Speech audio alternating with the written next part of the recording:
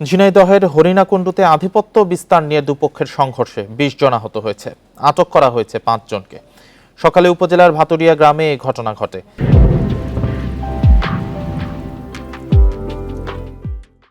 স্থানীয়রা জানায়, আধিপত্য বিস্তার নিয়ে সাবেক ইউপি সদস্য কোরবান আলী ও মশিউর রহমানের মধ্যে বিরোধ চলছিল।